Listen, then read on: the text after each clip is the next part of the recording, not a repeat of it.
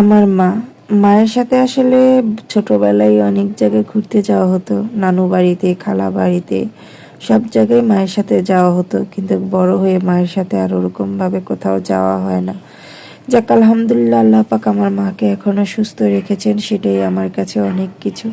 সবাই আমার মায়ের জন্য দোয়া করবেন, কারণ এই ফার্স্ট আমি কোথাও যেতে আমার মাকে নিয়ে যাচ্ছি ঘুরতে যাওয়ার জন্য, নিজের সাথে সাথে নিজের মায়ের মনটাকেও আনন্দে রাখার জন্য।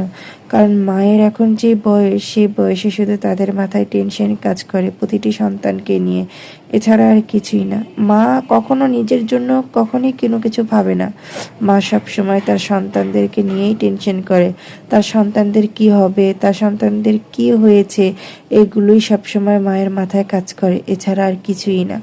একটা জিনিস কি জানেন, আমরা যখন বড় হয়ে যাই তখন আমরা খুব আবেগময়ী হয়ে যাই, এটার জন্য যে আমাদের সময়টা কিভাবে এখানে এসেছে সেটা নিয়ে একবারও ভাবি না। আবেগময় হয়ে শুধু ভাবি আজকে আমরা কোন জায়গায় দাঁড়িয়ে আছি, আর নিজেদের আনন্দের কথা, নিজেদের কষ্টের কথা বিশ্বাস করে আরেকজনের সাথে শেয়ার করি। কিন্তু আসলেই কি সেটা করা উচিত? না। তার কারণ হচ্ছে, আপনার যদি কখনো কষ্ট হয় সেটা হয়তো অন্যের কাছে বললে হালকা হয়, কিন্তু সে অন্য যদি আপনার সেই কষ্টের কথাটা নিয়ে কুটুহাত করে, হাস্যকর মজা নেয়, তখন কি আপনার ভালো লাগবে?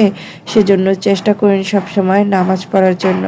নামাজ পড়লে না মনটা অনেক বেশি ভালো থাকে। নামাজ পড়ে যা কিছু বলার আল্লাহ পাকের কাছে বলুন, কারণ আপনার সব কিছুর সমাধান একমাত্র